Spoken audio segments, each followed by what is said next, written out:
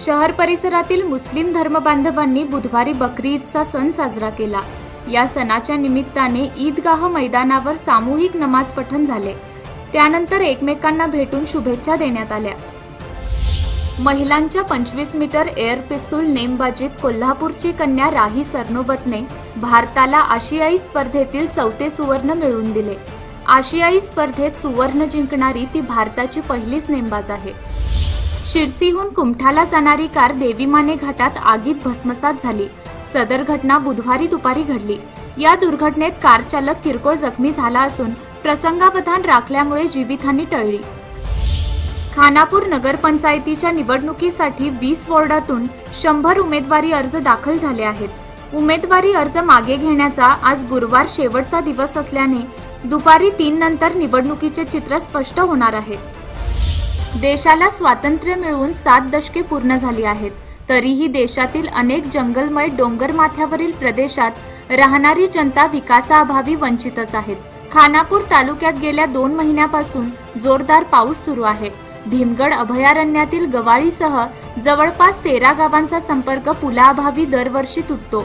महादई तसेच भांडुरा नाल्यावर अनेक गावांना जोडणाऱ्या रस्त्यावर पूल अथवा भक्कम साकव नसल्याने पाण्यातूनच रस्ता ओलांडावा लागतो। गुंजी येथील प्राथमिक कृषी सहकारी संघाची अध्यक्ष व उपाध्यक्ष निवड नुकतीच बिनविरोध झाली। अध्यक्षस्थानी सतीश कुलकर्णी तर उपाध्यक्षपदी डॉक्टर महादेव पाटील यांची सर्वानुमते बिनविरोध निवड करण्यात आली। खानापूर शहरात पुढील वर्षी होणाऱ्या लक्ष्मी यात्रेनिमित्त अनेकांनी आपल्या घरांची दुरुस्ती सुरू केली आहे, तर बऱ्याच जणांनी नवीन घरांचेही बांधकाम सुरू केले आहे। यामुळे गल्लोगल्ली बांधकामे सुरू आहेत। पण गेल्या काही दिवसापासून खानापूर शहर परिसरात वाळूची तीव्र टंचाई निर्माण झाल्याने 80% बांधकामे अर्धवट अवस्थेत राहिली असून वाळू कुठून आणायची याची चिंता संबंधितांना लागली आहे।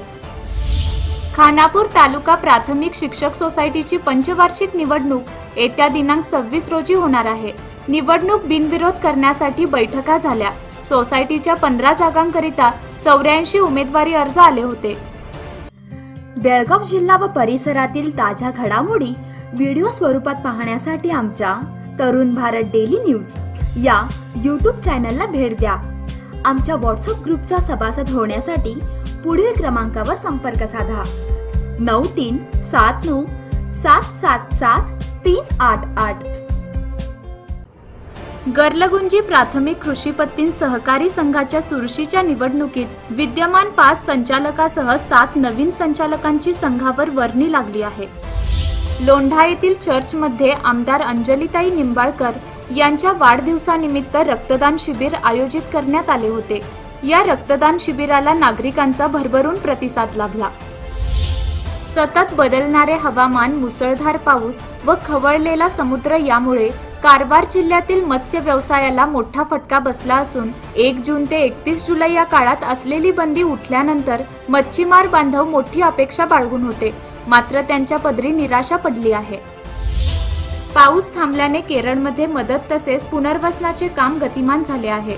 बचाव मोहीम जवळपास पूर्ण झाली असून अद्याप 14 लाख जण मदत शिबिरांमध्ये राहत आहेत। या भयानक आपत्तीनंतर सरकारला आता पायाभूत सुविधांची जलद पुनर्भारणी करण्याचे आव्हान पेलावे लागणार आहे। रस्त्यांच्या पुनर्निर्मितीसाठी सार्वजनिक बांधकाम विभागाने एक ॲप सादर केला असून याच्या माध्यमातून खराब रस्त्यांची माहिती दिल्यास त्वरित दुरुस्ती केली जाईल। तसेच नागरी भागातील स्वच्छतेसाठी 3000 पथके तैनात करण्यात आली आहेत। PWD फिक्सिट ॲपच्या माध्यमातून लोक वाहून गेलेले रस्ते, खड्डे आणि पाण्याखालील रस्त्यांची माहिती देऊ शकतात। माहिती मिळताच पथक त्वरित दुरुस्तीचे काम सुरू करेल। देवाधिदेव गणरायाचा उत्सव अवघ्या 20 दिवसांवर येऊन ठेपला आहे, मात्र अजूनही जिल्हा प्रशासनाने कोणतीच तयारी केली नाही। जिल्हाधिकाऱ्यांनी तातडीने बैठक घेऊन महापालिकेला व अधिकाऱ्यांना गणेशोत्सवाच्या पार्श्वभूमीवर रस्ते, विद्युत खांब, पथदीप याबाबत सूचना करणे गरजेचे आहे। मात्र अद्याप अधिकाऱ्यांची बैठकच बोलावण्यात आली नाही। त्यामुळे गणेशोत्सवापूर्वी शहरातील रस्ते व इतर समस्या दूर होणार का, असा प्रश्न उपस्थित होत आहे। आता पाहूया काही विशेष बातम्या। केंद्राने देशातील फटाक्यांचा वापर पूर्णपणे होण्याचा निर्णय मंगळवारच्या निर्णयाद्वारे फेटाळला आहे।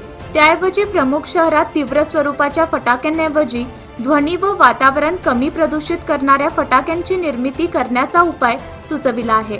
यासाठी राज्य शासनांनी फटाक्यांची व इतर आतषबाजीची तीव्र साधने निर्मित करण्यास नियंत्रण आणावे, अशी सूचना केंद्राने सर्वोच्च न्यायालयाला केली आहे। महापुराने निकामी झालेला कोची येथील गजबजलेला वाणिज्य विमानतळ 26 ऑगस्ट पासून चालू होईल, अशी वार्ता आहे। अतिवृष्टीने चढलेल्या पाण्याने टर्मिनल बिल्डिंग, धावपट्टी, विमानाला मार्गदर्शन करणारी यंत्रणा तसेच आवाराची भिंत निकामी झाल्याने विमानतळाचे 250 कोटी रुपयांचे नुकसान झाले, असे वृत्त विमानतळाच्या अधिकाऱ्यांनी दिले आहे।